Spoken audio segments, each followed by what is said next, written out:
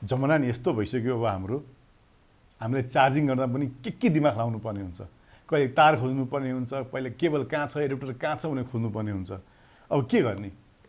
त्यस्तो बेलामा यो एप्पलले त प्रोडक्ट बनाइदिन्छ हैन, तर अरू कम्पनीहरूलाई चाहिँ मजा आइरहेछ क्या। किनभने एप्पलले प्रोडक्ट नबनाइदिएको भए अरू कम्पनीले यस्तो काम गर्न पनि पाउँदैन थिए र धेरै कम्पनीले रोजीरोटी पनि गरिरहेको छ यही काम गरेर। त्यस्तै हामीले पनि यस्तो चिज ल्याएर तपाईँहरूको अगाडि ल्याएर तपाईँलाई सेवा गर्ने मौका पनि हामीले पाइरहेका छौँ। त्यही भएर तपाईँको अगाडि आज मैले एडम एलिमेन्ट्सको 4-in-1 वायरलेस चार्जिङ डिभाइस सम्बन्धी केही जानकारी लिएर आएको छु।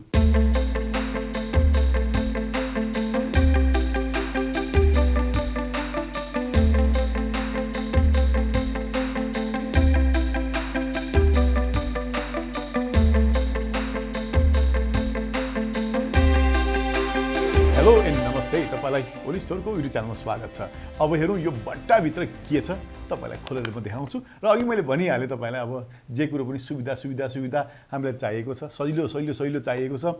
र हामी के गर्छौँ भने अल्छीभन्दा अल्छी भइसकेका छौँ। त्यही भएर हामीलाई चाहिँ बेडकै साइडमा या टेबलमै टक्क राखेर आफ्ना भएका सबै एप्पलका डिभाइस चार्ज गर्न पाए कति रमाइलो हुन्थ्यो भने सोचि पनि राखेको थियौँ। त्यही बेलामा अहिले हेर्नुहोस्, सानो पोर्टेबल क्युट किसिमको होइन, एकदम सानो एडम एलिमेन्ट्सले तपाईँले वायरलेस चार्जर पनि निकालिदिएको छ। अब हेरौँ यो बट्टा खोलेर हेरौँ यो बट्टाभित्र यो कसरी आएको रहेछ। सर र म यहाँनिर प्लास्टिक खोल्दैछु। अब सट्ट निकाल्ने मैले अब यहाँ हेर्नुहुन्छ भने चाहिँ यहाँनिर एउटा रातो रङ खुला छ, एउटा सेतो पनि छ। तर यो के भने त्यहाँ चाहिँ कुन कलरको छ भनेर हो। जस्तो यहाँनिर ब्ल्याक र व्हाइटमा रातो दिएको छ भनेपछि यसमा ब्ल्याक कलरको छ भने कुरो बुझिन्छ। र प्रोडक्ट सम्बन्धी इन्फर्मेसन पनि यहाँ छैन। तपाईँले यहाँ देख्नुहुन्छ एडम एलिमेन्ट्सको ब्रान्डिङ यहाँ गरेको छ भने OMNIA 4 भन्ने चाहिँ यो प्रोडक्ट चाहिँ यहाँ छ। र यसमा चाहिँ 15 वाटको वायरलेस फास्ट चार्जिङ चाहिँ यसले सपोर्ट गरिरहेको छ। यसमा ड्युअल कोइल राखिएको छ, जसले गर्दाखेरि चाहिँ यो चार्ज मजासँगले हुन्छ। र यो कसरी फिट गर्ने भन्ने कुरो सानो इन्फर्मेसन छ। र मोटामोटी तपाईँलाई आइडिया पनि यो बट्टा बाहिर हेर्दा पनि तपाईँले थाहा पाइहाल्नुहुन्छ। र हेरौँ यो बट्टाभित्र के आउँदो रहेछ। अब हामी बट्टा चट्ट खोल्न गइरहेको छु मैले। अब चट्ट माथिबाट खोल्नुपर्ने रहेछ। र यहाँ मैले निकालेँ के हो यो डिभाइस होला। यहाँ चाहिँ हेर्नुहुन्छ भने यसो फोन अड्काएर राख्न मिल्ने रहेछ। अर्को के छ, यहाँ केबल छ। त्यस्तै यहाँ हेर्नुहुन्छ भने यो चाहिँ के रहेछ। हुनु त यो दुईवटा छुट्टै पिस दिएको छ। अब हामीले यसलाई कसरी जोड्ने होला म हेर्दैछु। र यसलाई चाहिँ एकदमै मजाले यहाँनिर चाहिँ पोर्टेबल प्याकिङको लागि चाहिँ पोर्टेबल प्याकिङ गरेर चाहिँ भन्नु त बट्टालाई सानो हुन्छ। वास्तवमा चाहिँ डिभाइस ठुलो रहेछ। तपाईँले यहाँ चट्टी ओइ है ल मजाले म्याग्नेटिक राखिदिएको रहेछ। किनभने वायरलेसको जमाना आइसक्यो, म्याग्नेटको जमाना आइसक्यो। ट्याक जोडिने गरी राखेको छ भने यहाँ चाहिँ अब हामीले चाहिँ यहाँ चार्जर चाहिँ केही पनि भेट्दैन रहेछौँ। एउटा केबल हामीले यसमा भेट्छौँ। चट्ट टाइप सी केबल रहेछ। र यसलाई चाहिँ अब हामीले कहाँ जोड्ने भन्दाखेरि यहाँ जोडिदिने। यहाँ जोडिदिएपछि मेरो फोन निकालेँ। फोनलाई चाहिँ यहाँ चट्ट राखेर यहाँ चार्ज गर्न सक्छौँ भने यहाँनिर चाहिँ हामीले इयरपड यहाँ राख्न सक्छौँ भने घडीको चार्जर चाहिँ यहाँ राख्न सक्छौँ। अब यसको लागि चाहिँ हामीले जुन चार्जर छ त्यो चाहिँ यहाँ राख्नुपर्ने हुँदो रहेछ यहाँनिर। र यसमा आउने चाहिँ हामीले देखिहाल्यौँ एउटा टाइप सी केबल यसमा आयो भने यसमा चाहिँ हामीले फोनलाई सिधै वायरलेस चार्ज गर्न सक्छौँ। र यहाँ हेर्नुहुन्छ भने चाहिँ यहाँनिर चाहिँ हामीले सिधै एप्पल पेन्सिललाई चाहिँ सिधै यहाँ वायरलेस चार्जिङ गर्न सक्छौँ भने यहाँ चाहिँ हामीसँग भएको अर्को छुट्टै पेन राख्न पनि छ। त्यस्तै यहाँ हेर्नुहुन्छ भने चाहिँ हामीसँग भएको पेनको जुन बिर्को खोले हुन्छ टकटक यहाँ राख्न मिल्छ। र यहाँ हेर्नुहुन्छ भने चाहिँ यो चाहिँ हाम्रो एप्पल वाच। यसरी अब हाम्रो एप्पल वाच भइहाल्यो। र यसलाई चाहिँ चार्ज गर्नको लागि चाहिँ हामीले यहाँनिरबाट यसलाई चार्ज गर्न सक्छौँ।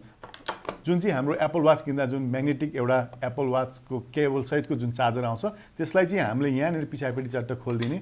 यहाँनिर USB पोर्ट छ, यहाँ चार्ज गरेर ठ्याक्कै यहाँ राख्नुपर्ने छ। जसलाई चाहिँ तार हामी घुमाएर पनि यहाँ राख्न सक्छौँ भने त्यस्तै यहाँनिर चाहिँ हामीले अर्को USB जोडेर यहाँ चाहिँ इयरपोर्टको लागि चाहिँ लाइटिङ केबल चट्ट माथि निकालेर राख्न सक्छौँ। जसरी चट्ट राखिसकेपछि चाहिँ त्यहाँनिर हामीले चाहिँ त्यसलाई चार्ज गर्न सक्छौँ। यसमा चाहिँ फोन चाहिँ वायरलेस चार्ज हुने भयो, पेन्सिल वायरलेस चार्ज हुने भयो, एप्पल वाच पनि वायरलेस चार्ज हुने भयो भने तपाईँले यसमा चाहिँ केबल युज गर्नुपर्ने हुँदो रहेछ यहाँनिर चाहिँ।